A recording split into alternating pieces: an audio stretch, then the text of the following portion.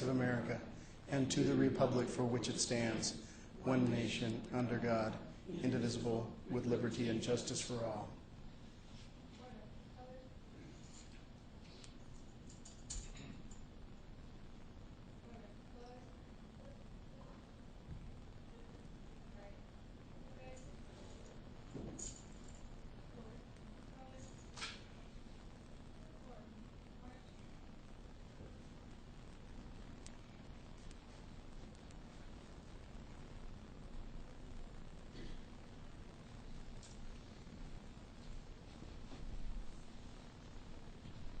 You may be seated.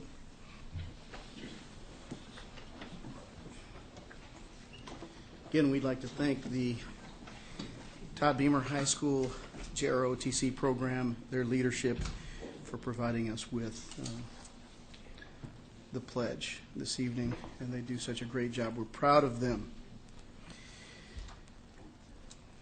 This time, board members, you've had a chance to look over tonight's agenda.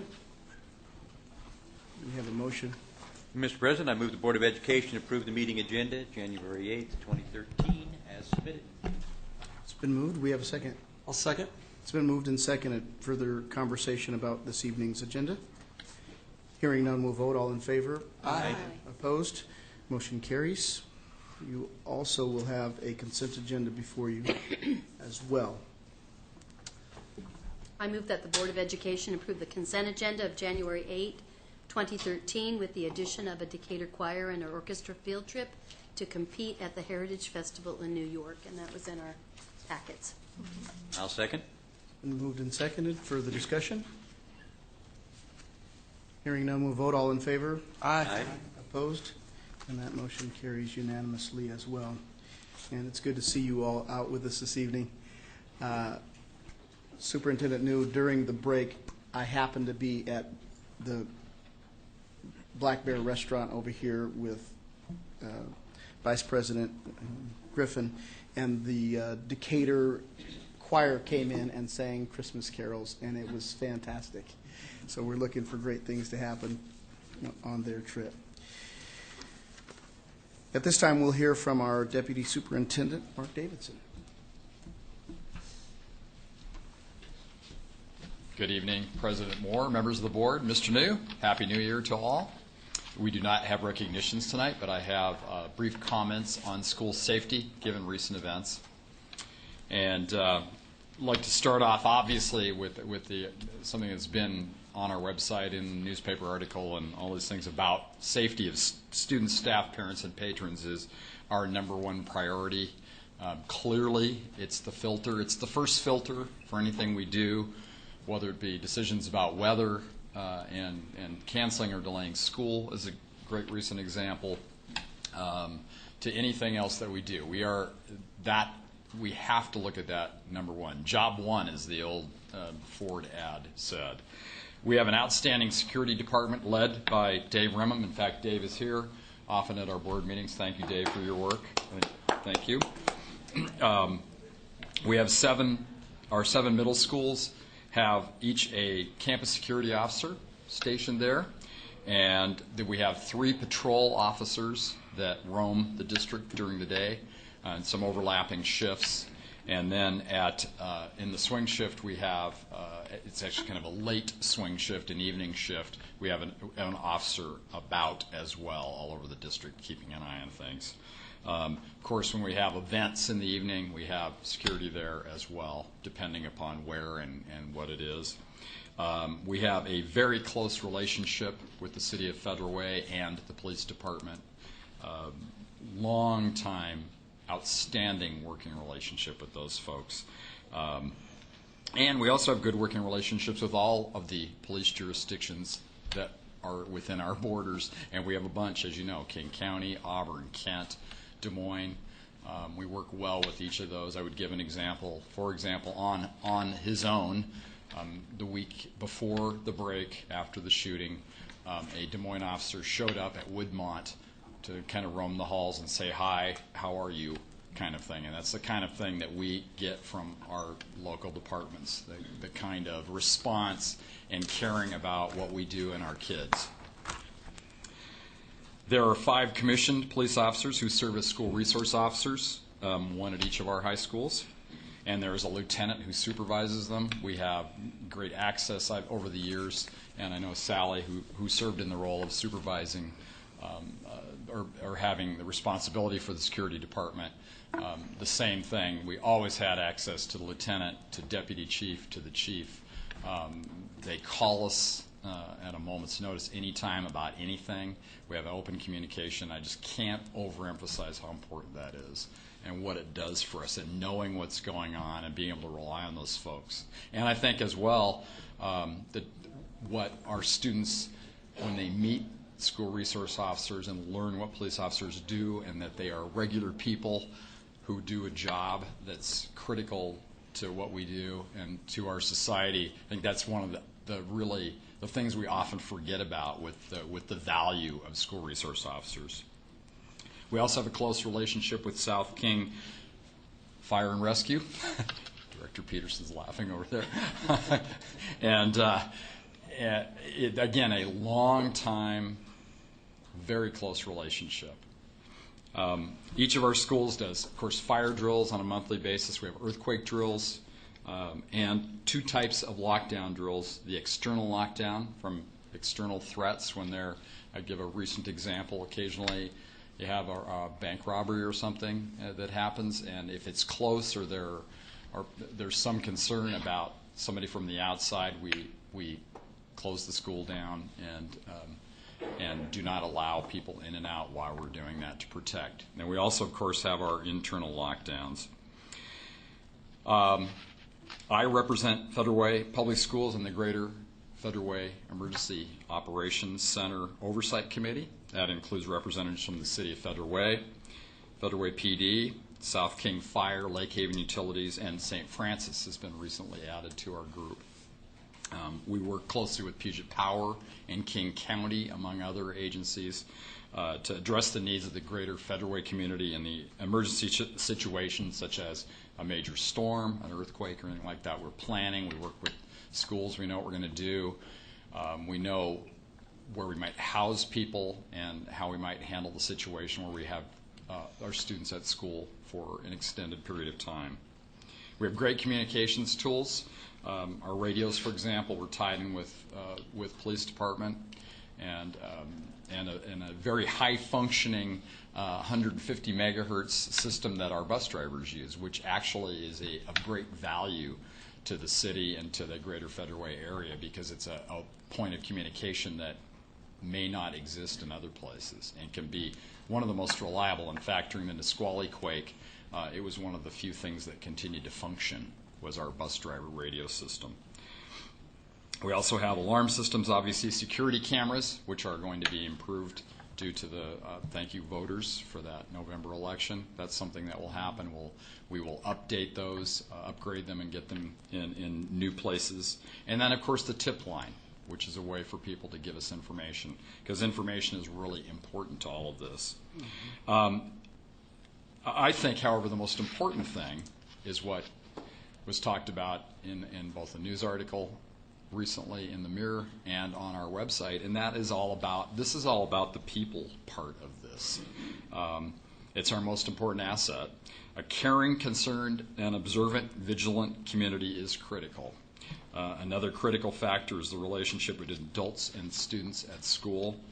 Our observant and caring staff members are the key to knowing our students so that we can intervene to prevent problems. And that, I cannot overemphasize that piece either. Knowing what's bothering kids, who's suffering, who's hurting, those are the things that help us know and be able to prevent potential problems. And then finally, school safety is not a school issue, it's a community issue. And it takes this entire community working together to create a safe environment everywhere, at schools, at the mall, on the streets. It's a team effort. It continues to grow, and it's what makes Federal Way Federal Way. Thank you. Do you have any questions at this point? Director Wilson? I have a question, and that would be for our off-site non-school facilities that have school district employees and children. I'm thinking of the Norman Center, for Correct. example. how are they included in these plans and protections?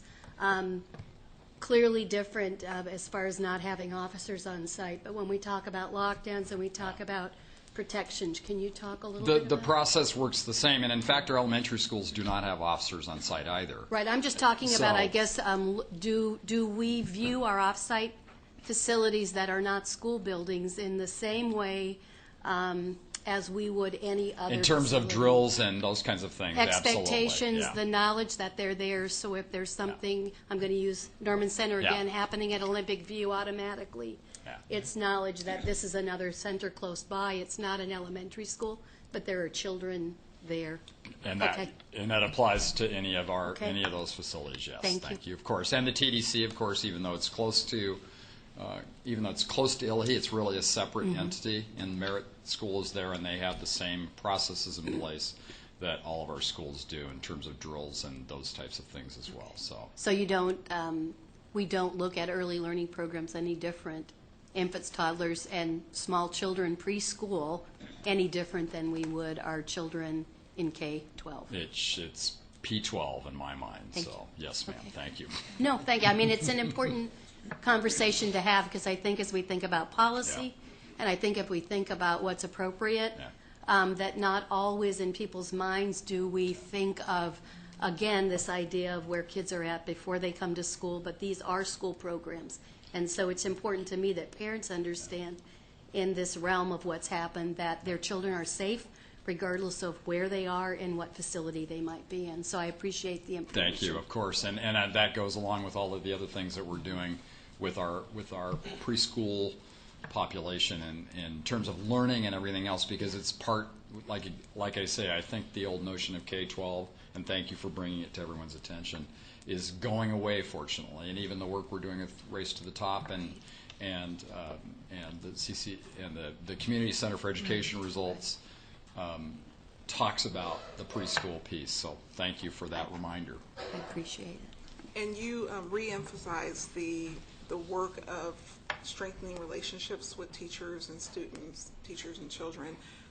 The concern I'm hearing from parents in our community is not the students as much as people from the outside walking in, or community members walking into schools and having access to our school campuses and maybe not being questioned, not being stopped. And so I'm just curious of how we're really taking a deep look at that, as a school district, because that's a school problem as well as a community problem, and moving forward to.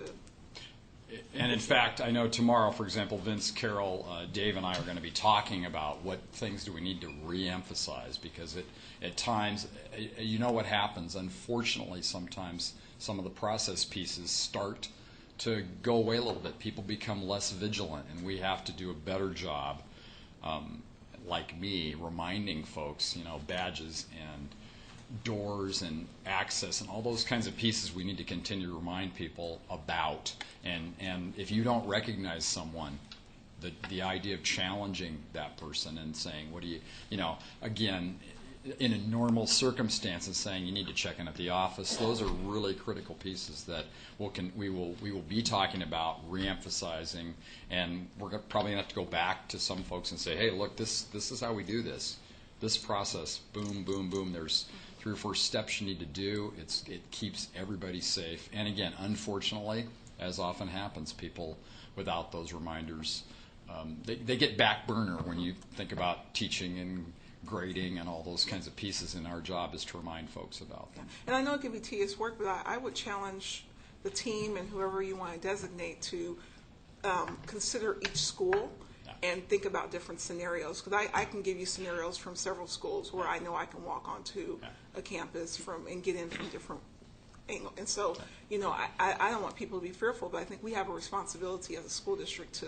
look at each of our schools and just run through some scenarios, analyze, and make sure that we're really creating safe learning environments for our youth. Thank you. That's a great reminder. I appreciate that. Director Barney. I'd just like to make a comment. As I visited schools, it's nice to see that the staff, there's newer teachers who don't know me, they'll actually question me. I've been stopped many times in the halls. Can I help you? What are you doing here? Then I explained who I am. They say, oh, okay. but I've been stopped multiple times on many different campuses. They are aware, they are watching, so it's good to know that. Thank you. So I think the last thing we want to do is create a widespread panic. Correct.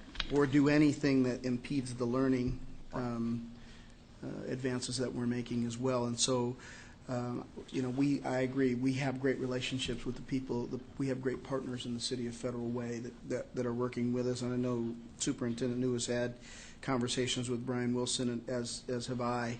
And we will continue the work in this process. Just if I can add on to what Director Griffin said, it would be great if we knew the areas where we're vulnerable at our different schools. I know it was made clear that Federal Way High School had a lot of unsecured entrance places, and I know we've got those same things for other schools. And if we can identify those, at least being aware is the start. Yeah, it And is. so if you're going to be heading that up, that would be a great thing to find out if we knew Thank you. how many doors are unsecured. All right. And of course, and I think it's interesting to think about the various places. You think of a Kylo where, there's how many doors open to everywhere. And those present special challenges to us in ways of doing that business. And I believe, I appreciate the reminder about awareness, because I think the right amount of preparation and awareness actually helps learning, because it can take away when people know that people are paying attention to this, that you do drills, and that you're thinking about it. Actually kind of can settle things down rather than create other problems. I think which is helpful to know. And I think about home preparedness. I think the same thing applies. When you know that things are, you're ready for something to happen. I think I actually sleep better than when I don't know. So Sure. I remember hallway monitors in elementary school. And actually, I would remind us that in some places with the watchdog, that's a great reminder, thinking about those folks as really kind of modern hall monitors in a sense. And that's a fantastic thing to have extra eyes. But even that, the conversation is, so who are those extra eyes, and how do we know the extra eyes that are there to be extra Yep. eyes are the safe eyes? Yeah. And I think that's what we're talking about, and we're also talking about not only giving a universal message, Yeah. but attention for each school about, okay, so what does it mean for Kylo? Yeah. And then what does it mean for Valhalla, and what does it mean for Lakota? Because the message is the same. You have to have a lockdown drill, you have to have all this. Yeah. But if you've got 100 doors that are unsecured versus a building that has something else as an issue, I want to make sure that when we have to act and we have an action, that the plan is individualized to the facility that we're talking about. So it really is, and Thank it is not meant to frighten. It is really meant to think about how you're prepared. Exactly. Thank you. Further questions? Superintendent New. Thank you, Mr. President. I was actually going to wait until my superintendent comments, but I thought I'd weigh in at this time now. I hate this conversation. I hate it because it's a necessary evil. What happened in Newtown and Paducah and Columbine and is just horrible. And having young children at home and sitting and watching TV and seeing those photos and the names being called with your children in the room and looking at the TV, and they're looking at you, and you're fighting back the tears, and you're just so thankful that they're sitting in that living room with you, and you're not one of those parents. And I can't even imagine what those parents feel like. But then to hear the ensuing debate about arming teachers and principals and security guards, I just want to go on record with the board as saying that is, I think, one of the most irresponsible positions to take in this gun discussion. Granted, what happened in Newtown, these other cities and schools, is just an incredible tragedy, unthinkable tragedy. But the reality is if a gunman wants to do what these gunmen want to do, they're going to begin making these efforts, for lack of a better word. And there's little that anyone can do to stop them. Putting guns in the hands of teachers and principals who got in this business of educating kids not being armed forces is just not a solution in my mind, and will not be one that will come forward as a recommendation while I'm your superintendent. But we will continue, and I really applaud and appreciate the work that Mark's done, the relationship that we have with the township, or the city, the police and the fire. And we have these conversations all the time. And when Newtown happened, it certainly shook all of us. But trust that these conversations are ongoing, that the precautions are in place, the preparations are in place. But what Newtown does is remind us that we need to be, as you said, Mark, more vigilant in these preparations.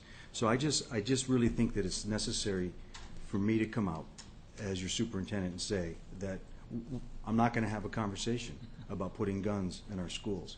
I am going to continue our relationship with Brian Wilson and our police department, and Skip Priest, our mayor, the relationship with Al Church and the fire department, because those people are trained to handle these kinds of situations. And what's really nice about Federal Way is where our police are stationed in our schools, the resource officers that are armed and on our campuses, they are prepared to react to any of our schools, and they have a pattern of response, as well as, of course, if something unfortunate like Newtown were to happen, it would be more than just one responder, of course.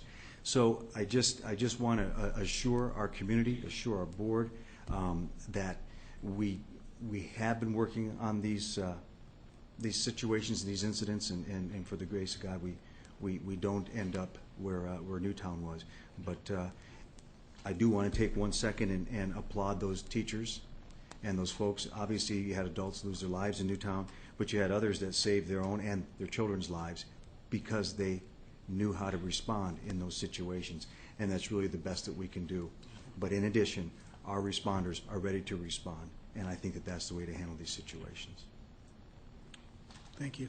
Well, it is our hope, as I mentioned, not to overreact and cause a widespread panic here where we've got great partnerships doing the work. We can strengthen what we're already doing without going overboard. I know I've already begun to receive emails of people wanting to arm fifth graders. I mean, we can go too far the other way and really go backwards. So thank you for that, and of course thank you for the work that you'll continue to do. Thank you. At this time, we're going to have our public comments. This evening, we have one person that has filled out the blue form for public comment, and so we'll have Kurt Papard come. And Kurt came to me prior to the meeting and expressed that he would like to have a couple additional minutes, and so that will be granted to him this evening. Thank you, President Moore. President Moore, members of the Board of Directors, Superintendent New, staff, community. First, may this coming year bring everybody happiness, good health, prosperity, and increased academic success. Please listen with an open heart and ears to what I have to say, because it's going to come off sounding negative in the beginning, but this is certainly not the intention of what I have to say. As I've stated to this board on previous occasions, I've lived within King County my entire life and moved to Federal Way from Seattle in 2005. Within 1 week of our arrival, my then 6th grade son was telling me, "Dad, the stuff I'm learning here in Federal Way is stuff that I learned last year in Seattle." This was one of the first clues to me that there were some problems within this school district. Recently, my daughter's 4th grade teacher showed me her math levels. It was at 2.3. Now, I know this is not my daughter's fault, since she continues to be advanced in grade every year. When this information was given to me, I was able to see the larger picture on the sheet of paper that my daughter's teacher was working off of. Everyone in her 4th grade class was at about 2.3. This is one of the reasons I salute Superintendent New and the administration. The intention of this information being passed on to me was to prepare the road for families and teachers to partner together in bringing all children up to the appropriate grade levels according to the Common Core state standards, which will be launched in the next academic year. I'm very happy to see this effort occurring now to address the historical lack of rigor in the Federal Way public system's curriculum. This will indeed be a monumental task in getting all students up to grade level in math prior to the implementation of CCSS. In my view, for this goal to become an actuality, it will require more than just a community partner, or more than just a partnership between teachers and parents. To really make this happen, I feel will require a broader community effort and support of the district's efforts in this regard. It will also require, of necessity, a broader acceptance of community thinking and participation within the current administrative culture. One thing that I would strongly suggest is that this school district begin preparing the ground in advance throughout the community. As we know, when CCSS becomes the law of the land, we will see an apparent success rate drop. I'm sorry for my poor writing. I just scrambled this out real fast. Due to the poor curriculums of the past. In order to prepare the community for that which lies ahead, and it was within our future sites, I would strongly urge that the board adopt a more proactive community awareness campaign. Such a campaign needs to be honest about the past while also addressing the future goals and the reasoning behind those goals. This is vitally important in gaining the understanding and support of the community at large. If the community is not made deeply aware of what lies in store for the future, how can we expect the community to exert themselves in the fulfillment of such goals for the sake of the community's children? I would further suggest that this communications campaign needs to be initiated as soon as possible, and that such a campaign should far surpass the campaign that was meant to bring awareness of the move towards power standards. As we remember, it caused more frustration and hurt feelings, and perhaps even caused a failed levy issue due to the lack of solid communication campaign in that previous effort. In my own readings, understanding, and experiences, I've come to realize that the purpose of society should be to serve education. Education should not serve the narrow and often changing purposes of society. Instead, the purpose of society should be the advancement of education as the surest means of creating advancement in the realms of peace and culture.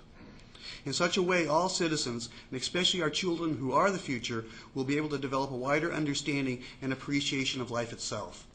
Thus, to ensure that any apparent declines in learning levels does not adversely affect the direction of Federal Way Public Schools when CCSS becomes the rule, I would strongly suggest that the Board of Directors ensure that a robust communications program is developed and launched in short order.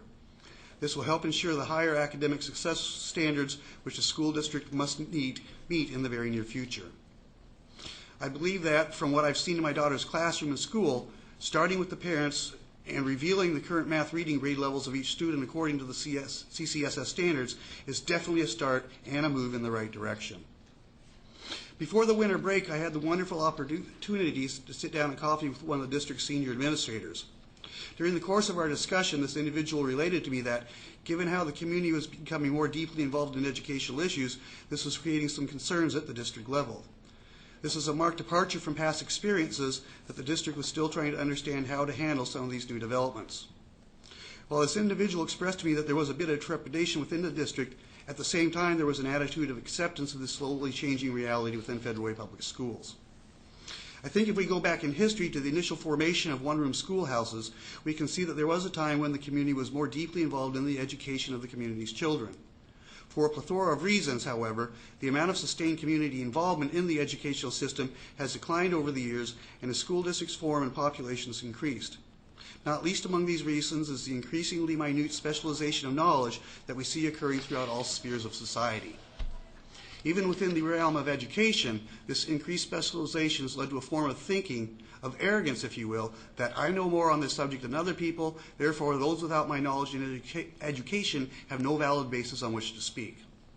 This sad degeneration of human interaction is not confined to the world of education, but is wholesale throughout our modern society.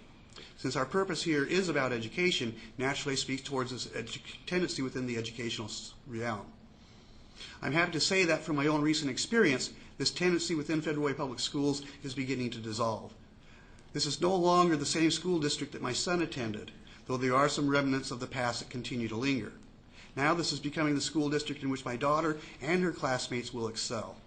I'm very thankful for the increasing open-mindedness of the current administration in this regard. While I'm happy with the continued changes I see occurring within the school district, still there is more work that needs to be accomplished. But we all know this to be true of life itself. Creating a positive change at both the individual and universal levels is a lifelong process. If, as I stated earlier in my remarks, the purpose of society is to advance education, then I would ask the Board of Directors and the administration to consider one final point. Because this world has become so specialized in knowledge and continues to become so even continues to become even more so specialized, so too our systems of education have become increasingly specialized. The greatest danger in this fact is that within the fields of specialization, there becomes an isolated way of thinking and viewing the larger world. Indeed, I would suggest that the increasing isolation of the human mind is a danger with which we must be acutely aware. We do all of society a tremendous disservice. Indeed, we hamper and hinder the growth of human life when we fail to appreciate differences in perspective, experience, and knowledge. Especially with the education of the children of our community, we must realize that every single individual is unique. In my mind, the question becomes, how do we enable and foster this unique individuality in a manner that allows for all to contribute to the growth and development of the whole? But with this question, we should not limit ourselves to the children whom we are charged with raising as productive and contributing members of the humane society. We must also consider the parents and community members who envelop the lives of these very same children. While realizing the legal responsibilities of the school district, how can we foster an educational culture that brings out the best in every individual through their being allowed to contribute the very best of which they have to offer? Thus, there should be no reason for apprehension towards a community that is concerned about the education of society's children being permitted to contribute to the system of education. To the contrary, if properly nurtured, such differences can create a whole that none of us in this room can fully comprehend at the present. With 113 languages spoken within Federal Way Public Schools, I can only see the opportunity to create world peace without ever leaving the garden gate of Federal Way. This will only be possible through developing an inclusive mindset within our children. This requires nurturing such an inclusive mindset at all levels of our educational system. Our educational system is the surest way of making such a dream a reality. With that, I will conclude my remarks, and thank you, President Moore, for allowing me to ramble on at length. Thank you for your comments this evening, and I think you picked the perfect evening to come and deliver this, as we will be discussing Global Ends 1 and our thoughts on exactly what you're talking about. I think you'll find that this board is excited about challenging the status quo on this homogenized approach to educating every child. So we're glad that you're here this evening, and of course stay with us, and thank you for your comments as well. At this time, we'll have comments from our superintendent. Thank you, Mr. President. Happy New Year, everyone. Hope your holidays were restful and enjoyable. And of course, I have to extend a happy birthday wish to Elvis. Thank you. I think I saw him downstairs. I will let my daughter know she's trying to find something to do up at Western. They don't do anything in Bellingham, so she's very upset. I'll let her know you mentioned that. The reason I remember that is my sister's birthday is today, and I was always jealous that she got her birthday on Elvis's birthday when I was a child. Wow. Mr. Papard, I appreciate your comments. I would a couple of things that I wanted to respond to. One, first and foremost, as you and I know, because we've had several conversations, this administration is very interested in engaging the community in conversations about this incredibly important topic. We do have, at any given day, up to 130. In fact, at one point, it was 137 first languages spoken in our homes. We have 64 flags flying at Federal Way High School, representing the countries where these students are from. This is an international community with international connections, and we have an opportunity to also engage the international community in conversations about resources, problem solving, out-of-the-box thinking. We're at an unprecedented point in our educational history where I think that the conversation needs to extend and needs to be bold and needs to be innovative and courageous. So I appreciate your thoughts on the subject. Just a couple of real quick things. An announcement that we have, we're partnering with the city of Federal Way, and Aaron Jones is taking the lead on co-sponsoring a Martin Luther King Day of celebration that will be held Friday, January 18th at Thomas Jefferson High School from 12:30 to 2, and the community is invited. And I do have it on a good authority that our keynote speaker will be none other than Mr. President Tony Moore. Looking forward to your words that day and the events of that MLK celebration at TJ.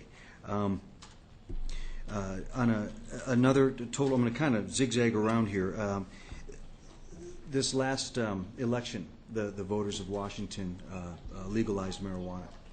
And one of the things that I wanted to raise was that while it may result in some slight changes to our policies, wording in our policies, let me be very clear that marijuana use or possession by anyone under 21 in Washington is still illegal, and that we will continue to pursue disciplinary and legal action against students possessing or in use of marijuana or distribution and sale of marijuana on school grounds. I do want to, I sent out a note of apology last week, and being from Michigan and having quite a bit of experience in snow day cancellation and delays, I was 0 for 2 the week before break. On Monday morning, we kind of got caught and perhaps should have delayed. And on Friday, an unusual set of circumstances happened, and the bottom line is that we made the delay decision late, and students were on their way to school, were at bus stops. We did send out security personnel and transportation personnel to see if students needed any assistance. But the apology is for the inconvenience. And just to let the community know that, you know, we work really hard. People are on the roads sometimes as early as 3 a.m. I know we're going to have people out driving tonight because the potential for a weather system tonight. Sometimes we get caught. Sometimes we make that decision late. The decision on Friday before break wasn't so much to delay for that moment. It was to give us that buffer of time in case we needed to cancel school that day, because the weather forecast that we were getting called for a worsening weather system that never materialized, so we were able to go ahead and have school. But I do apologize to the parents and for the inconvenience, and trust that we try to make those decisions in a timely and efficient manner, and really want to make sure that everybody is safe. And I think that's all I have on my notes for today, and I guess I just want to close with Go Seahawks. Well said. This time we'll have school board comments, and I'll start to my right with Director Peterson. Thank you very much. Actually, right before the break, I was able to stop by a few schools. My wife and my son Brody came with me. We stopped by and saw Brigadoon and Mrs. Odell over there, and I was able to see the new, what is it called, Stormin' the Salmon? Is that what? They had it right set up in the office right there. It's the new thing talking about educating students on where drain water goes and how it affects more than just what goes down the drain, obviously fish in our environment. And really cool. My son, who's 18 months, was all about that tank. So he was faced right up there against it. We also stopped by Green Gables and Mrs. Hightower over there, and she just gave us a great tour of the school. And obviously it's right that last week going into break, so you're just trying to keep kids focused there and as they're going in. But it's just a lot of fun. And obviously you have two schools that different in how they approach, the blended, K1, 2, 3, 4, 5 there over at Green Gables, and then, the more traditional over at Brigadoon. But just great to see this, the differences there with the two schools. Also stopped by, saw Mrs. Tuggle over at Lakota, and we had, as I was wrapping up my time talking with her and talking about stuff at the school, the music teacher rolled in the piano, and all of a sudden we had this concert as the choir came in. They started caroling, and it was great, a lot of fun. And then later that day went over to Sahalee and got to talk with Mrs. Davis Brown over there, and noticed that some of the students had the We Day sticker on them, and they weren't in their uniform that day, and did a couple more conversations with them. And what they had done there at Sahalee is they had been collecting clothes to help out the people over at Treehouse. And part of the reward for bringing in and contributing was got to wear the We Day sticker to say, hey, I want to be a part of We Day. But also they got to wear just normal clothes that day. And it was just a lot of fun. You could just tell kids were really taking a part of participating in that. And it got me thinking, I don't know if we have a We Day report coming up here soon, but I know it is approaching. And I know parents have kind of heard little bits and pieces, but I don't know if we want to get a report here in the upcoming, in the next month or so, just about how we're progressing towards that. I'm excited for that coming to Key Arena and all that. Also was able to stop by Sunnycrest, Nautilus as well. So I was just trying to hit a bunch of schools up. But probably the biggest surprise for me over the break was on Christmas weekend, right before Christmas morning. My wife came to inform me that we are contributing to the Federal Way Public School District again because child number 3 is on the way. Not planned, but now we're very excited about that. So it looks like the next Peterson's coming in August of this year. So yeah, so we're trying to figure out how the home's going to work with that. But a lot of fun, the Peterson home, and really excited about that. So. Yeah, that'll put you halfway to 6. It is not a competition. Congratulations. Director Griffin. I don't know how I'm going to follow that. Somehow. I'm going to somehow follow that. Excited for 2013.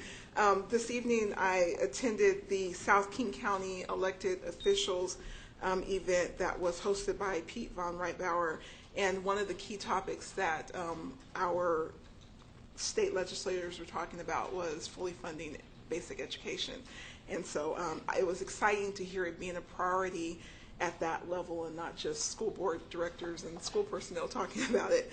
And piggybacking on the Martin Luther King Day event, I want to share that on January 19, 2013, the Federal Ways Diversity Commission is hosting a food drive, and they're looking for community volunteers. This is a great opportunity for our youth who are trying to earn some community service hours, and something that they can do with their parents and guardians as well. So it's going to be, there's shifts from 10 a.m. to 2 p.m. on Saturday, January 19th. Looking for people to take a 4 or 2 hour shift to stand in front of local grocery stores and help encourage people to support our local food bank. And for information, you can contact Gregory Baruso at 253-838-8265 or email at posffgus@comcast.net. So hopefully you got that, and hopefully we will have a lot of people. And I really like to see our youth out supporting those events. I don't know if it's already part of the We Day conversation, but it'll be great to see kids all around the community supporting our multi-service center. Thank you. Director Wilson. Well, Mr. Burpart, I wanted to say I appreciate your comments, as always. Very thoughtful, and I really do appreciate that. I think it's a conversation that knowledge is power, and what we're trying to create is a power with as opposed to power over, and that I believe we each have a different kind of knowledge, and knowledge isn't better, it's different, and that we need to build on what that means and create something, as you're saying, greater than when we each can only imagine ourselves. So thank you for your words tonight. I want to say that I had an opportunity, and I'm trying to even remember when it was, but I think it was before the holiday break. That's kind of scary when you think that way. But had an opportunity to attend a 2013 legislative focus that I was invited to, that was put on by the King County Career and Technical Education administrators, as well as the Washington Association for Career and Technical Education. And at that particular gathering, there were not only educators there, but there were elected officials from our local school boards, as well as superintendents and other administrators, really being called together as friends of career and technical education to really talk about the importance of what that means as a pathway for students, to hear from students themselves as far as the importance that career and technical education has played in their own world. And these are students that are anywhere from students who have tried and struggled to find a place to students who are honor students and have made a chosen pathway of using a skill center as a way to kind of look toward their future. And so had representatives and senators from pretty much every single district that were there talking about what they thought. And I think it's critically important as we continue our conversations here that we talk about career and technical education as an option. It's not an either or, it's an and both. And that I believe we continue to talk about our outcome and our goal for students is to be able to choose and not to have a choice made for them, but that the opportunity and the access is there and the outcome is for a student to decide for themselves. And I think it goes along with our conversation about graduation credits and about what we look at and how we look at credits. How are we making students have to choose between an elective credit and a credit that they see as a career choice for themselves? And oftentimes we're finding students who are not choosing the career and technical education because it is seen as an elective. And how it is that we continue to individualize for students and allow their passions to drive kind of their own futures. And so I'm really looking forward to that conversation.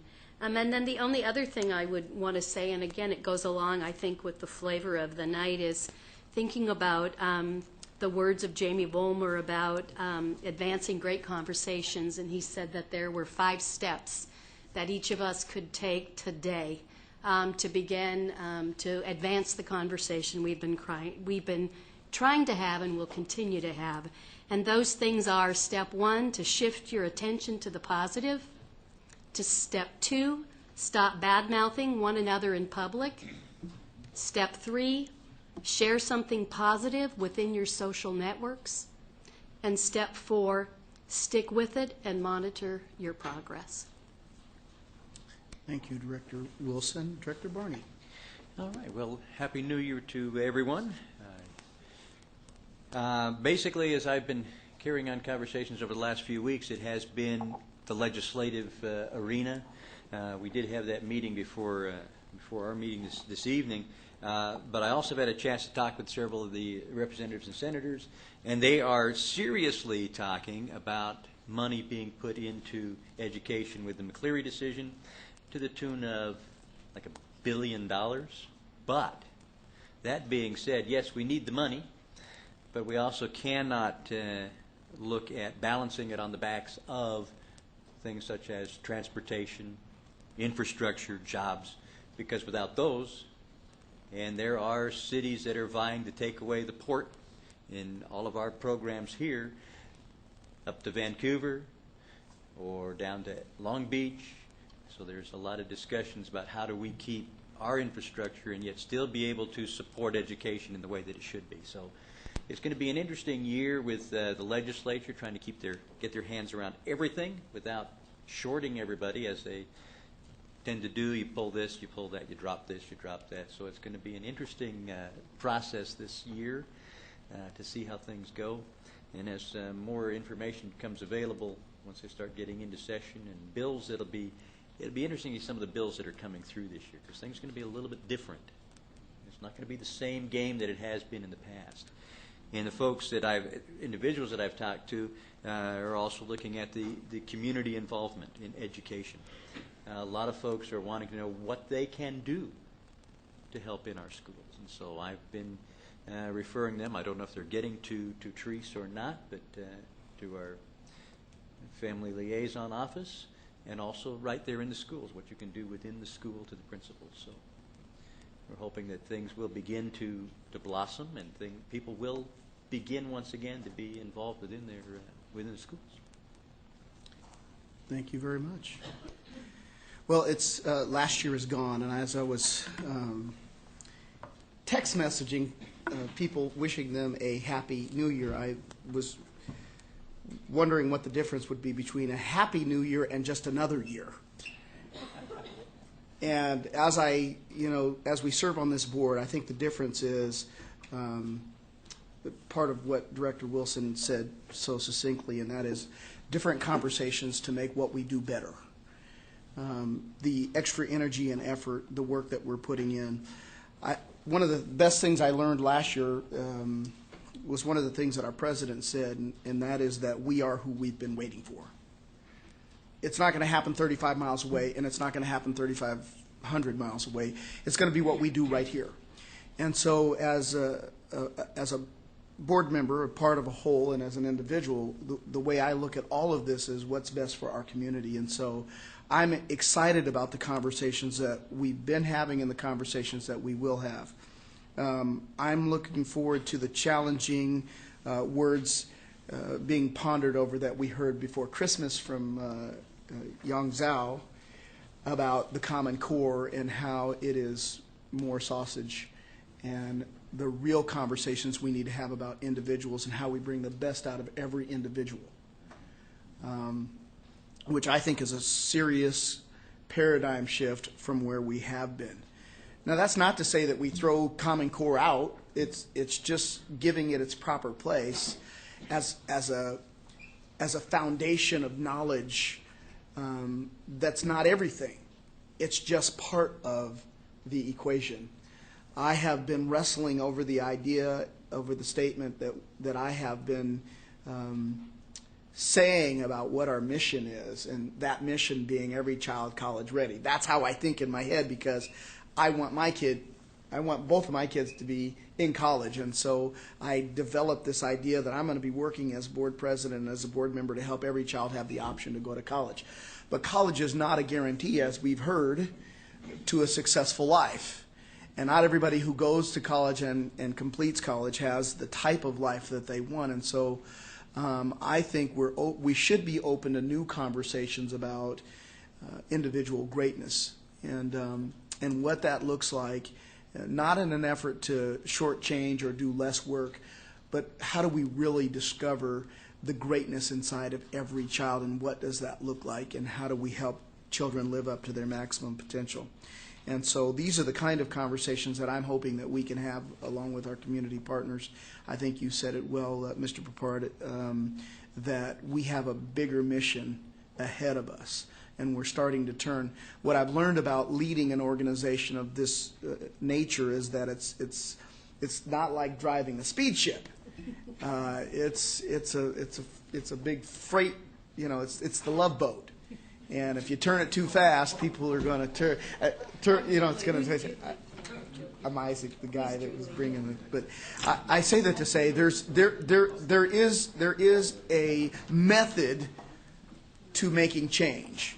And what I've seen from the people who are in the day-to-day operations is really a fearlessness to get to what's real and what we really need to be doing, and moving in that direction in a cautious way that doesn't capsize the boat. So we will have some great conversations coming up. Before I move off my comments, I would like to give some accolades, some praise to Carmen Dishabert, who put on a parent liaison night at Lake Grove that had over 200 parents. It was fantastic. It was crowded. We had different community partners. Sylvan was there, and Smith Brothers Farms, and some of our churches were there with real tools to help parents help their children in learning. I believe the library handed out books to kids. It was a fantastic evening, and it was cold outside. And I'll tell you, when I got there, I was sitting in my truck, trying to stay warm, and thinking in my head, okay, there'll be about 5 people here. I'll come in, I'll say hi to everybody and take some intel and leave. And it was packed, and people came the whole night, and people came and stayed and interacted with school staff that showed up and really volunteered extra hours in order to help parents help their children. And for me, that's what this thing is all about. It's the partnership between the district and the parent and the community that strengthens children to reach their full potential. And so, Carmen, great job. I will also give some accolades to my wife, who is working with the liaisons. I also had an opportunity to go to Camelot for their traditional Christmas breakfast. There was a 2-hour late start, and a good time was had by all. The Decatur High School choir came in their pajamas,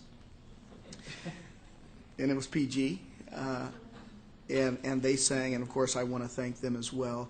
There's some great things going on, and I hope that all of those people in the community will come out and see what's going on and help us do it better.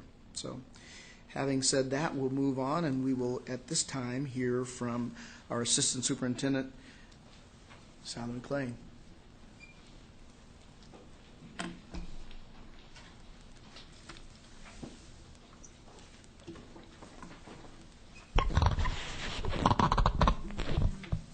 Good evening, President Moore, members of the board. Happy New Year. Good evening, Superintendent New, staff, community, parents. It is my opportunity this evening to share with you our progress monitoring report. Thank you for that lead-in. Related to our Global Ends 1, or E1. This was a work study conversation we had in early December, but as a reminder for all of us and for our community, our Ends 1 says each student will graduate with the skills and academic knowledge to succeed as a responsible, contributing member of a global society. That's why we're here. And if you're going, well, why is Sally doing this presentation? I think that I have the honor of being the voice of what we're all here for. We're all here to ensure that each student will graduate with the skills and the academic knowledge. And it's my opportunity tonight to explain to you the state's reporting system and explain that underlying data so you understand when we talk about on-time graduation rates and we talk about extended graduation rates, what that means in terms of state definitions. So I am using the overhead tonight because I felt like that gave us a better picture of the data. Obviously, I may be not quite as fluid as I am with the PowerPoint, so thank you for letting me use a different technology tonight, hopefully successfully. So the first piece that I want to talk about, again, is the class of 2012. These were our students who we have been working with to graduate last June. Another way to think about the class of 2012, because there is a statewide definition for who is determined to be in the class of 2012, is anyone who was a ninth grader in 2008-09. So whether they were a ninth grader here in our district or in another district and moved to us, if they were served as a ninth grader anywhere in the state of Washington in 08-09, they were part of the class of 2012. You'll notice, I'm going to point to the circle. So the blue represents our on-time graduation rates. And how does that get calculated? Well, we take a look at all of the students that were with us or that get counted as ninth graders. They were ninth graders in 2008-09. There were 1,824 students who qualified to be counted as ninth graders. We had 687 students move in sometime after the first day of ninth grade and before graduation in June of 2012. And we had 786 students transfer out of the district in that same time period. So the actual cohort or group of students that are referred to as the class of 2012 over time between 2008-09 and final graduation is adjusted to be 1,725.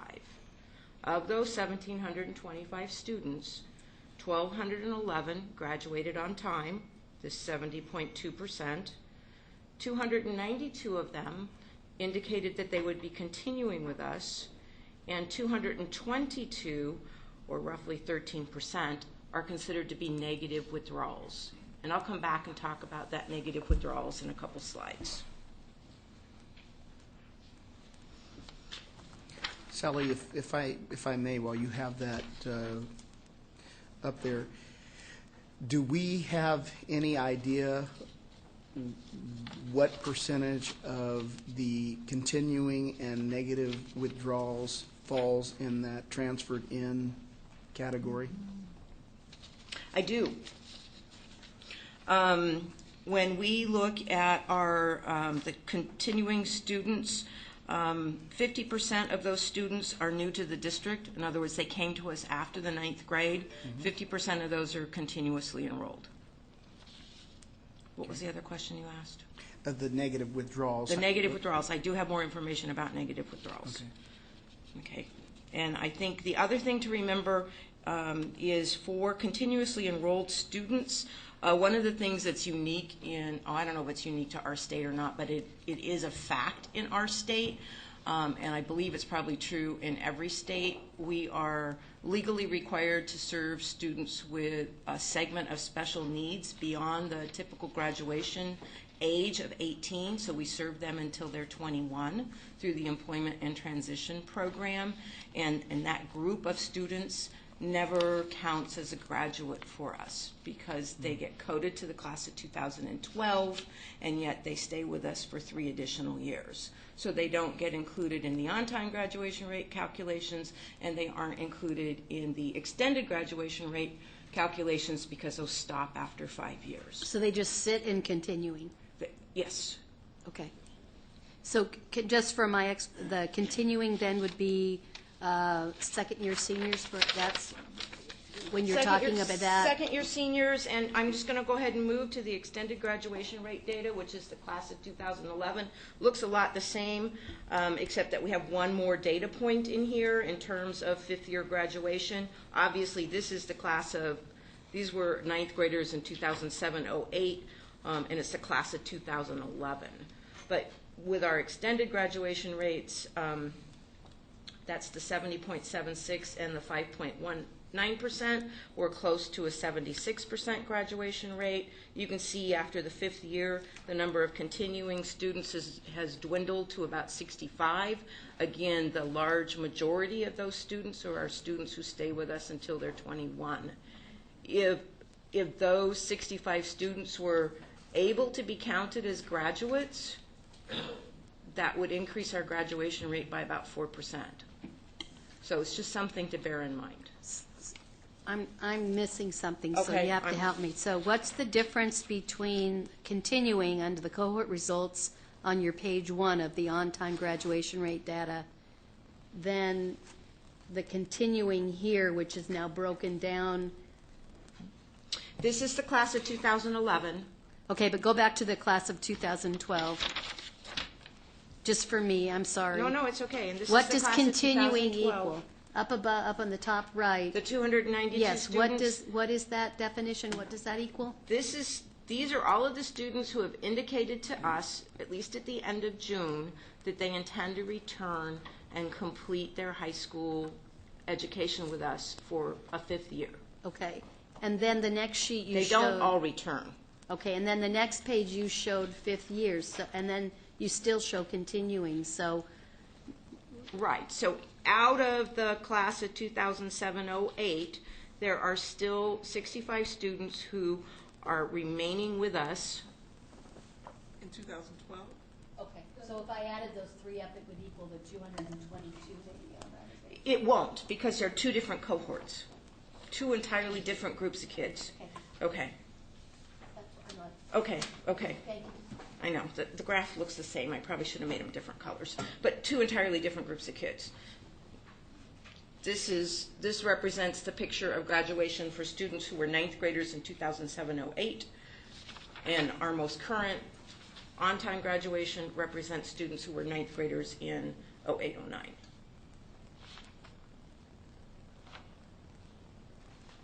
So on the 2011, is the 5th year data saying, 5th year graduation saying those 90 students graduated in 2011 as 5th year students? They finished their work in the 11-12 year. So they would have graduated in 2012, but they belong to the class of 2011.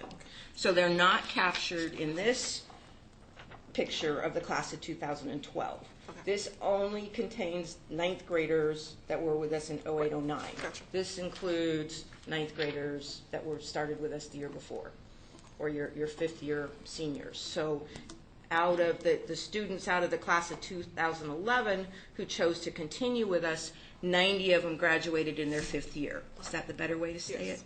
it? Okay. Got it. And 65 are still indicating that they're going to continue with us this year, with a large portion of those being students that we serve until the age of 21. Okay? Can I'm sorry, Sally. okay. And I don't know whether it's night or me, but you know, that's how it goes. But, so could I expect then that next year on our current class of 2012 data, we would have extended graduation rate data that would look the same as what I'm looking at for 2011? So we're always going to have Do you know what I'm saying? Yes. Okay, thank So- you. That's, So I next just year, wanna you'll make get to sure. see the class Gotcha. of 2012, and our And then our combined current- graduation rate will be higher than the on-time of 70.2%. But we would have the same thing, so we would see something that said on-time graduation Yes. rate data class of 2013. Yes. And then extended graduation rate data class of 2012. Correct. Thank you. I just needed to make sure That's I was getting okay, it. and this is actually the first year we've ever been able to do this, because OSPI implemented new data gathering metrics that started in 07, 08, but we haven't been able to really even look at data in this manner until we got to the completion of the 11-12 school year. You're welcome.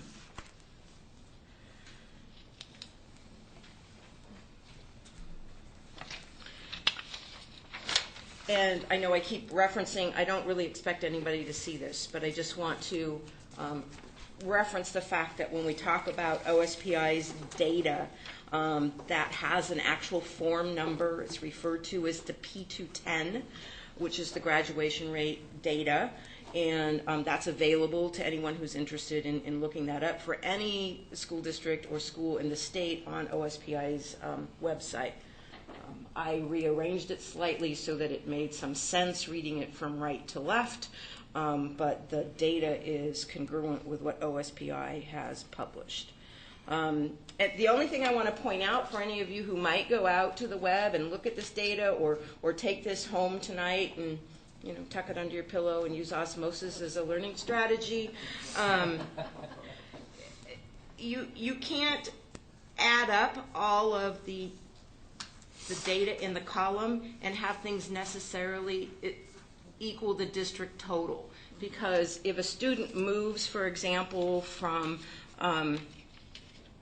Federal Way to Decatur, that counts as a transfer out of Federal Way and a transfer into Decatur, but it's not a district transfer because they haven't gone outside of the district. So you can't necessarily sum those columns. If you go back and you do that, you'll make yourself crazy because I've been there. So these numbers are duplicated? Each individual school shows transfers in and out, but if you look at the very first line, the Career Academy at Truman High School has no beginning ninth graders. That's because the Career Academy is not a boundary school, so we have no students who are automatically going to attend the Career Academy. So they start with no students, and then they transfer in and they transfer out. But as they transfer into Truman, the bulk of those students are going to be treated as transfers out of one of our other schools. Right. Okay. Just for clarity for people who are watching, it's just that, like for Decatur, that 393, that's all of the students beginning ninth graders. There's some transferring in, transferring out, and so the 374 at Federal Way High School may include kids from Decatur transferring in. If they participated in the district's choice program that runs in the spring, we would have moved them from Decatur to Federal Way or vice versa based on No, but choice. I'm just saying, if they were at Decatur High School on the first day of school, and then and then 2 they moved months to later they moved to Federal Way. because they moved, they may be counted in both of those numbers. Yes. That's what I'm asking about as far as Not in the beginning column. They would be in the transferred out and then Yes. the transferred in column. yes. Yep. They should net to zero, so you Exactly. shouldn't have a duplicated. To the extent that they're moving within our district, they'll net to zero. But obviously, we also have students from outside our district who move in, and students in our district who move out, and you can see that's the total number. The 687 represents students who came to us from outside of the Federal Way School District boundary, and 786 represents the number of students who left Federal Way for some other activity, other district. And then you get to see the term negative withdrawals again in the same adjusted cohort that we talked about on the very first pie chart or circle chart. So let's talk a little bit about negative withdrawals. You can make a broad statement, and indeed most of us tend to. think about negative withdrawals as representing all the students who have dropped out of a system.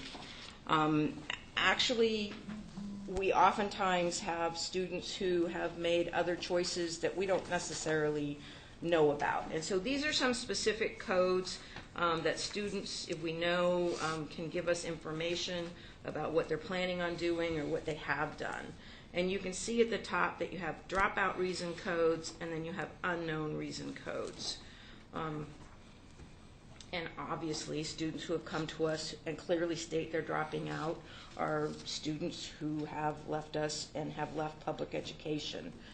You have a group of students where we don't know what's happened to them. It's called unknown reasons. So we had 36 students, for example, who maybe were with us in the 8th grade, and we rolled them up to their 9th grade school, but then they never showed up.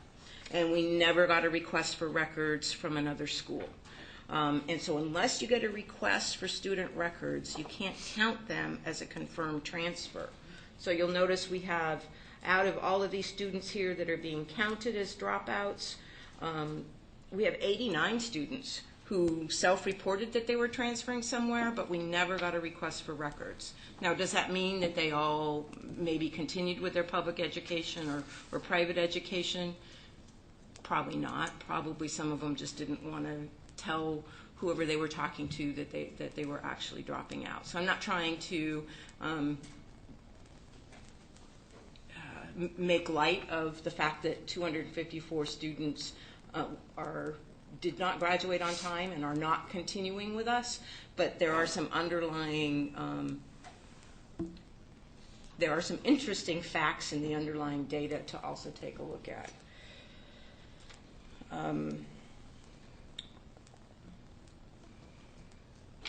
So are any questions about the negative withdrawals before I go on to the next couple of slides? So all of these students end up being counted as dropouts because we don't have a request for records for whatever they've done. And interestingly enough, even students who pursue a GED, even though we don't have a record of a large number of them, still get counted as a dropout.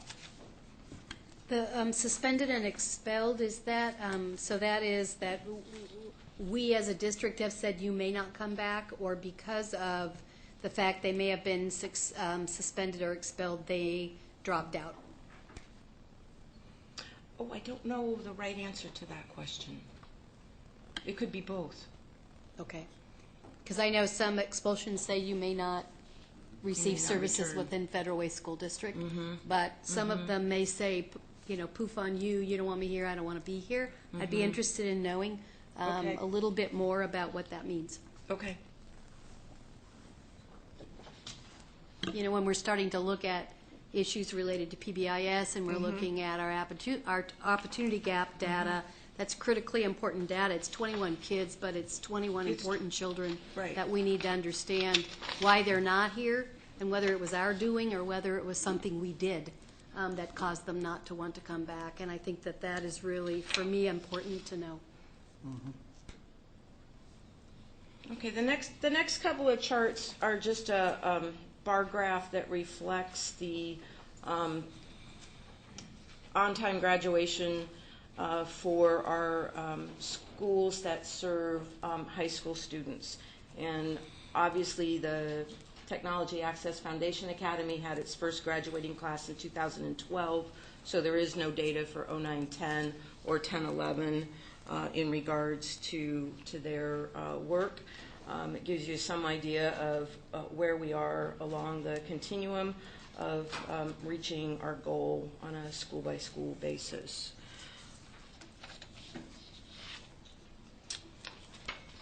It's a little bit of an apples and oranges comparison because the underlying P210 data and the way on-time graduation rates were calculated did shift beginning in, so 09-10 represents the old methodology, 2010-11 and 2011-12 are the first 2 years that we have the 9th grade cohort calculations in place. For the extended graduation rates, the same is true, that underlying data set and data calculations were different in 09-10 than they were in 10-11 and 11-12.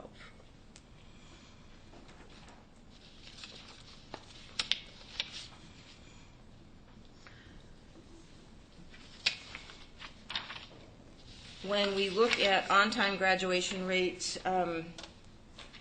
by ethnicity, I'd like to also point out that that there was a, beginning with the class of 2012, that's the first year that represents for the entire 4 years, the current demographic data that's gathered by OSPI.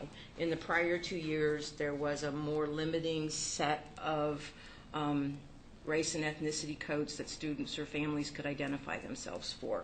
And I think that the biggest way you can see that is by in 09-10, where the number of students who either didn't provide a race or ethnicity versus the new multiracial category changed substantially. So I just want to point that out as you look at that. As we look at the on-time graduation rate for class of 2012, that's the blue line. In some places we've made some gains in narrowing the on-time graduation rate gaps, and in some cases we have not.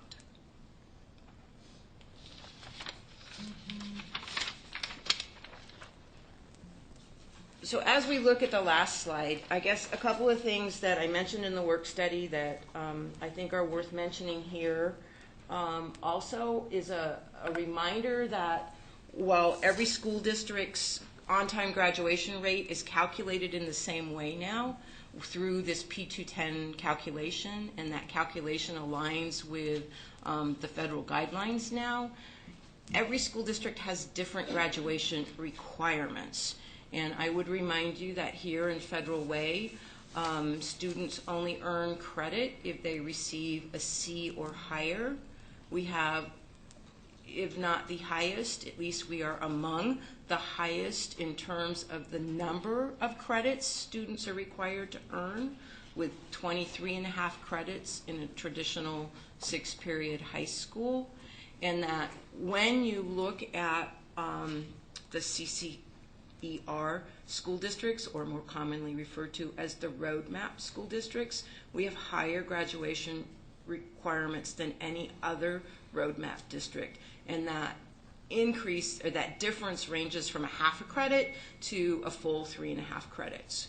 So I just want to point that out, because I know we care about, as President Moore said, about what's happening right here in Federal Way, but there are always comparisons that are made between district to district, and so we need to remember that fundamentally we have set the bar at a higher rate or a higher place for that on-time graduation. So part of what we're doing, obviously, with policy governance and your work with ENDS and executive limitations, is to set some progress monitoring goals. This Community Center for Education and Results, which I think we all, it's much easier to say the Roadmap Project, has set for all 7 of the South Sound districts a goal to have a 92% on-time graduation rate by 2020. So we have adopted that same framework for setting our annual progress monitoring goals. And if you look at that framework between the class of 2012 and the class of 2020, we would need to see an increase of about 2.7% a year in order to stay on track for a 92% graduation rate. And I know it's always, we're talking about students. We're talking about their potential and their future opportunities. And so if you translate 2.7% into students, and you go back and you look at the class of 2012, the cohort of 1,725 students, if we could find a way to have 47 more students graduate on time, we'll make that first move. We will have achieved that first benchmark. And there are a number of activities that are already in place in our district that I believe help our students make that on-time graduation rate, whether it's your academic acceleration policy or specific credit retrieval opportunities that we have. Credit retrieval opportunities through the Internet Academy, so students can deal with this in an online, on their own time sort of basis. Sometimes we also offer that in the school, whether it's the summer school credit retrieval program, our International Academy, which some of you may more commonly think of as Latino Night School, but it has a broader focus now. And some of the early work that we've done with Highline Community College around their program called Gateway to College. So I know Executive Director Vince Blauser has been working with the high school principals and will continue to look for other school districts that are finding success, seeing how they're doing that, looking at things that we can be doing differently to change those lives for about 50 students every year, so we get here. And that concludes my presentation on behalf of the superintendent and the rest of the staff here. Are there any other questions I can answer for you this evening? Further questions? I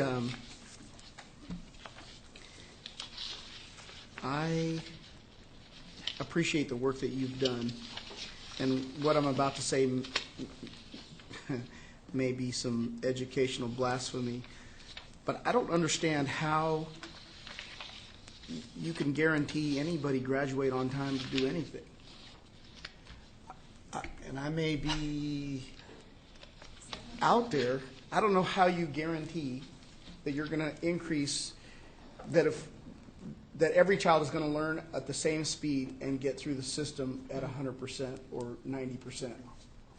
I know my experience wasn't that I learned at the same rate as every other 12th grader.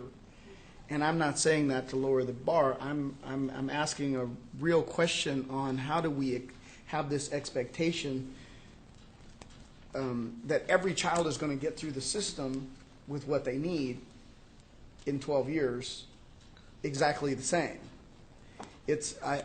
For me, it's kind of like, chasing your tail a little bit. It just seems to me that us being held to that standard is not even rational or realistic. And I may be looking at the whole thing wrong, but this stuff, I just don't get I don't get the pressure that we feel to get everybody through in 12 years. That's saying everybody is exactly the same that's born in a certain year. They're going to all get through the system at the same time with the same amount of skills. You'll find that, and I'll make a comment on that, when you saw No Child Left Behind first come into being, that they said 100% of all students will be at 4th grade level, 5th grade level, and that was flawed from the beginning, an automatic failure point that the federal government created, knowing that the system would fail. Don't know why they did it that way, but it was impossible for it to happen the way it was written. And so as much as I love this conversation, I personally can see the conversation shifting in a different direction that sounds more like there has to be a shift here. It just, to me, this race we're in doesn't make the kind of sense that it might make somewhere else. It just doesn't make sense to me. And the way I would choose to look at it is the fact that we have to help children be successful, and that we have to set a goal for ourselves and a bar for ourselves. And if our bar is any less than higher than the highest it absolutely should be, then we're doing a disservice to any child. Does it mean that we need to approach every child the same way and that we need to do everything for each child the same way? No. And I think that's why professional development and the whole idea of individualized approaches is so important, that all children should be seen as being having the potential to be successful, and that we should never lower a bar for any student. But what we need to raise is our staff's ability to respond to and to work with students on an individualized basis, so that when they see a sea of faces, in my mind, in their classrooms, they see individual children who have individual needs. But we also need to support their abilities to be able to differentiate and to do that. And I think part of it comes with support, part of it comes with knowledge and with information. if we don't set a bar for ourselves that say, as a board and as a district and as human beings, we don't expect the greatest for us.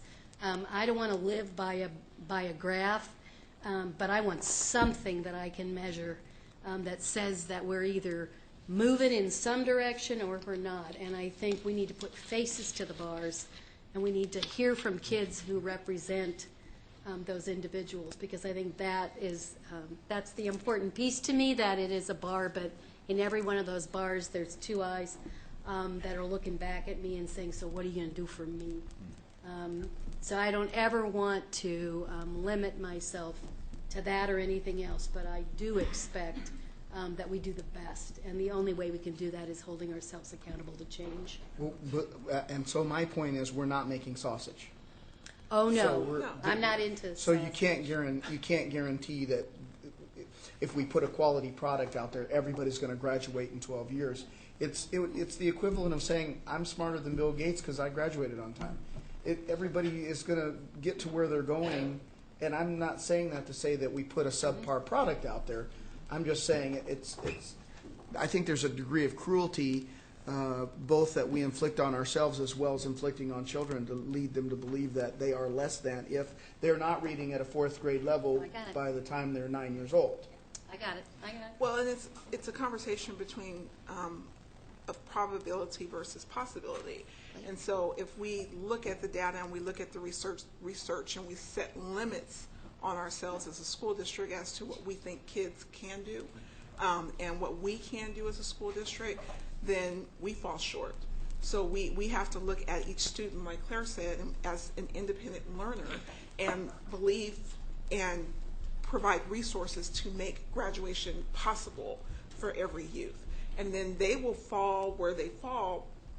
We have to figure out where the accountability is going to lie when they don't get to graduation, and what are we going to do when they don't get to graduation. I like that we have the conversation about 5th year and continuing, but be able to tell a youth that and keep their confidence that if they don't make it in the 4 years, we're going to still be there with you in the 5th year.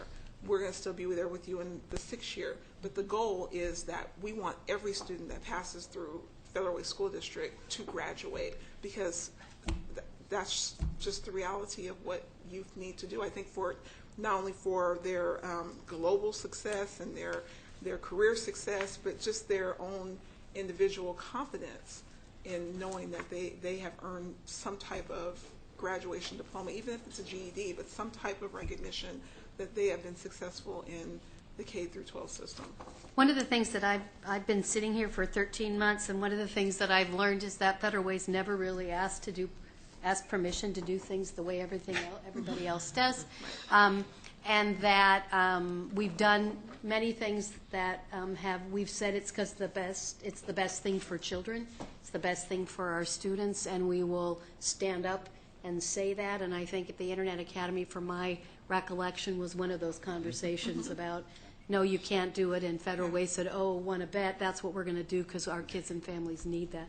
We should never lose that focus and that approach about what's best for us, but I also think that we need to also know what's happening around us, because the other reality is our families are not bound by our school districts so much as they are about the geography. So I think we have to hold ourselves accountable as a district, but also be aware of the collective nature of the communities we live in. And so I think it is important not to compare ourselves to each other, but to work collectively toward a greater good and a bigger all. So. But the notion that we can guarantee an outcome is Access and opportunity to me, and the outcome. is. And I guess for me, I don't, obviously with a high school graduation, I don't see it as an end point. That's where it's a launch point. And it's, and I think as we're charged by our community to really do a lot with students with that from preschool, when kids start all the way through, when they graduate 12th grade. And I think for me, when talking about graduation rates and stuff, that really came to understanding how there's really some doable getting past the numbers and seeing students was when I was on the stage with Director Blauser this last year at the Tacoma Dome, and we're sitting up there and students are kind of filing out, and he just said, hey, just adding another row right here, and we'd be hitting this next goal, this next benchmark. And just how I think for teachers and students and staff, when you start seeing that's what it looks like. There's just some empty chairs here. And I know for all the teachers at those different schools, there's students that come to mind, students struggling in their classrooms that just need that little extra help, or maybe they need to, continue with another class and get some other stuff. But that's our goal, that's our passion. We want to see all our students graduating. And, I think as we just see little things like that, that was helpful for me that day when he shared that with me. But I think just we get that more in our mind's eye. It comes to something that's not just a number but doable, and something that we want to strive to see happen right here in Federal Way. It's nice when you look at the bar graph. Yes, we want to increase, this 2.7%, 47 kids. See, I look at this 2.7%. We're not going to guarantee they're going to get there, but it's a goal. And you look at that goal, and you break down that goal into smaller pieces. There's 47 kids. There's this kid. It's that one. It's John. It's Mary. It's David. What can we do as a district to pick those individual students? We do that where I work all the time. We have people who have goals.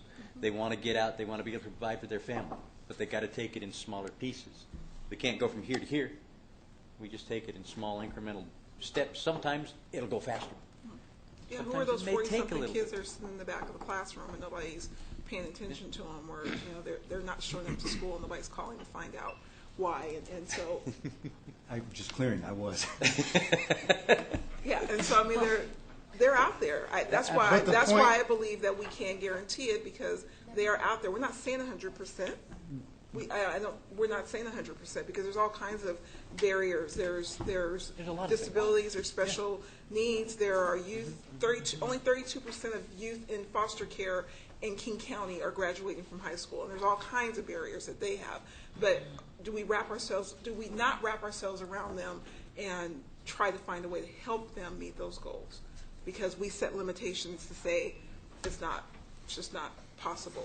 We're being unrealistic. My comments are not about what's not possible. My comments really speak to us presenting excellence in what we do, so that people have a real opportunity. But we can offer opportunity all day and still not guarantee that every child is going to get to the same place at the same time.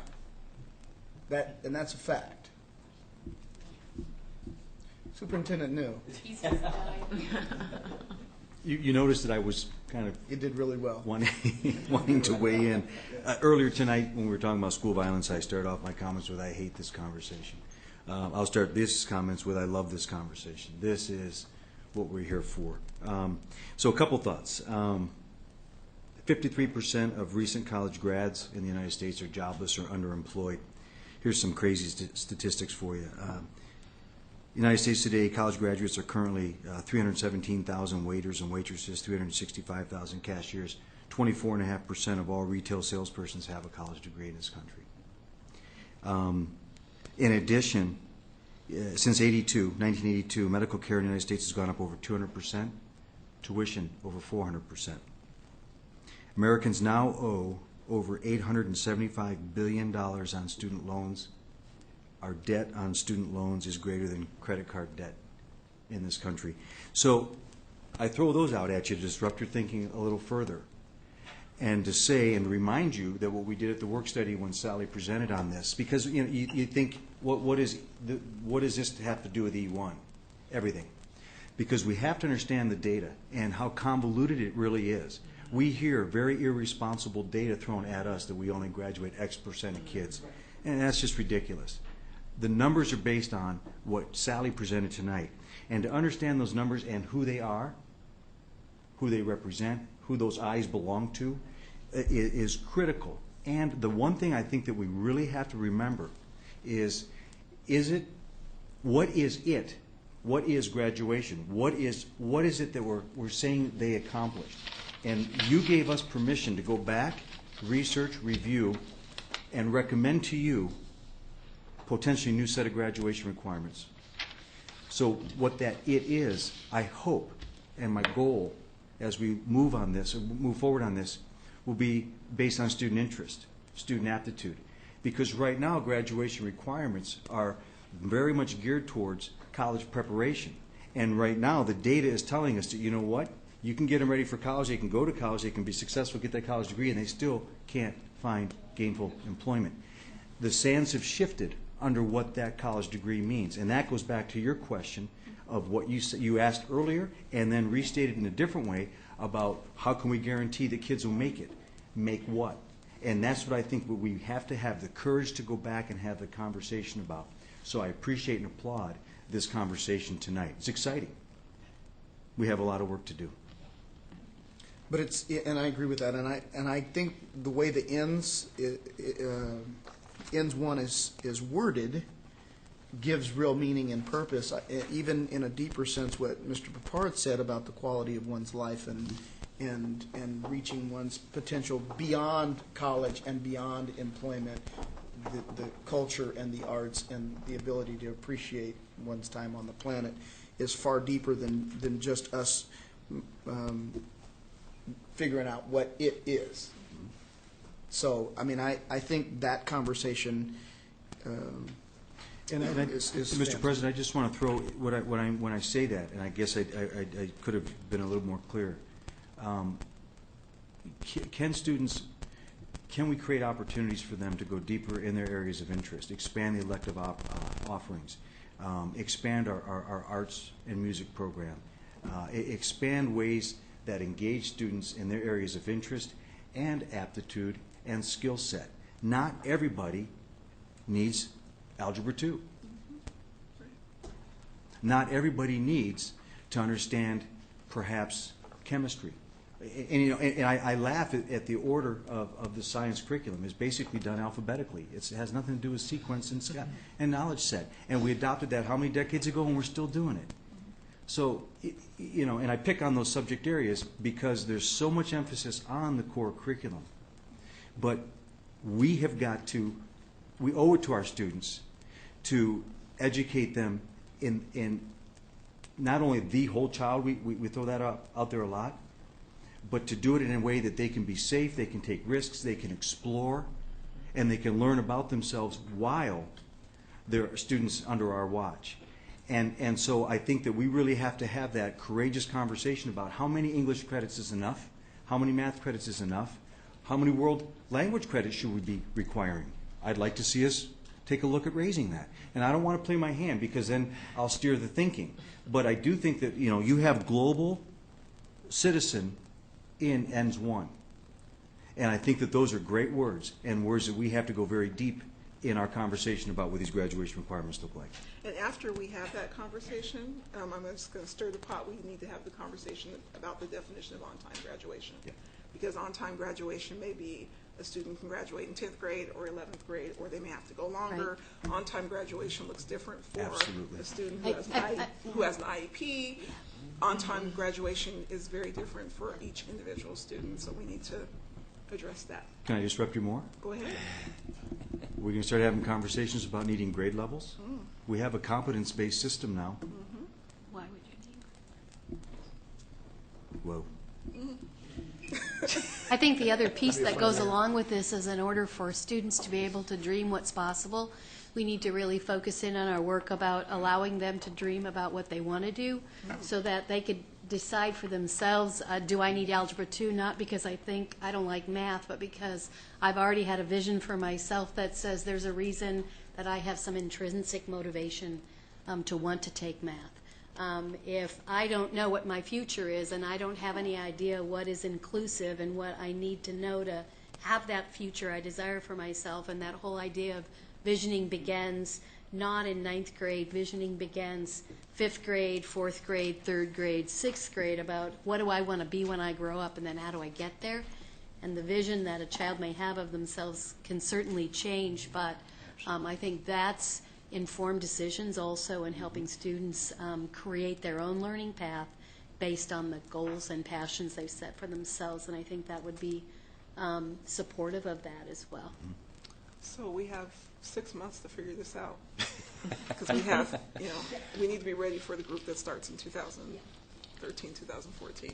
Well, the fun part will be that although we here in Federal Way may decide that graduation is whatever, on-time graduation is whatever. We still have to report, according to the OSBI's office, this way. So we'll still have to do it their way, but as far as the reporting goes.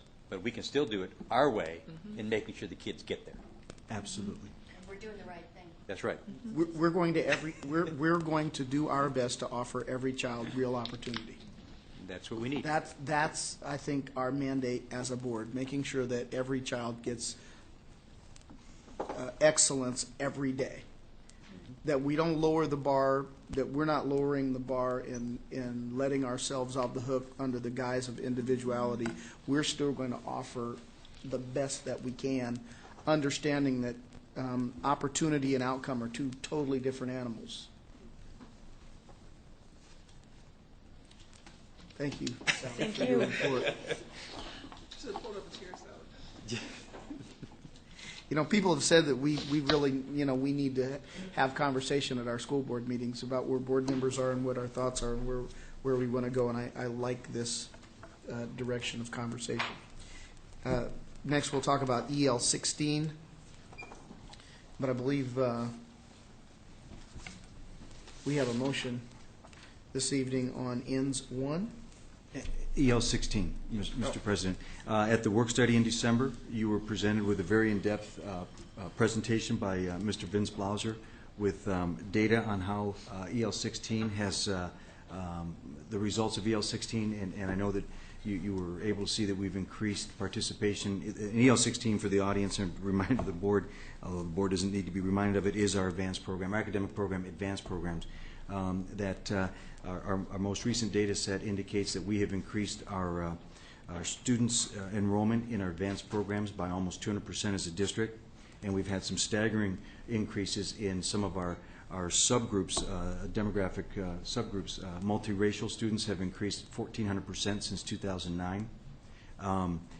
Pacific Islander students have increased participation in advanced programs by 600%, almost 600% since 2009, and Hispanic students 400%, and African American students approximately 200%. So we've seen some great results. In addition, you had a presentation from Nancy Potter and the fact that we were honored as an AP honor roll district, and not only did our 15.8% more students take 9.4% more advanced placement exams last year, but the results went up by 38%. That's what Mr. Blauser was presenting before the break, and then also he presented next steps. So at this time, we're asking, we surveyed you before break, and are asking for you to take action as EL 16 being in compliance. And Mr. President, to that, I will move that the Board of Education approve Executive Limitation 16, academic program, advanced program is in compliance. I'll second. It's been moved and seconded. Further conversation on the motion. I think it was good to see the data and not feel like it was being inflated in any way, but just we're moving in the right direction. Obviously, we haven't arrived, but I like the changes that we've made and where we're going. And looking at those actual numbers of students participating, that is where we want to be. Further discussion? All right, hearing none, we'll vote. All in favor? Aye. Opposed? And that motion carries unanimously. Thank you. This time I'll ask board members if they would go through their board assessment.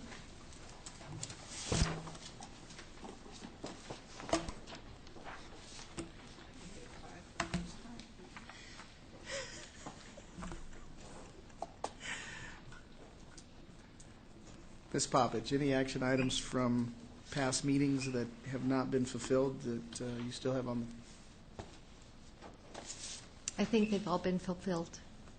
I had a question about a follow-up, and that was, we had some conversation around the construction issues and facilities in the last meeting, and Rob Leland had presented some information around Valhalla and was going to proceed with some more information via email to answer the rest of the questions that were asked, and I've received no follow-up. So I don't know what the process is, and this may not be the place to ask, but, okay, thank you. Director Wilson, I will make sure that follow-up comes to you, as well as the rest of the board. Superintendent New, any follow-up conversation pieces? No, thank you. Very well. And with that, we are adjourned.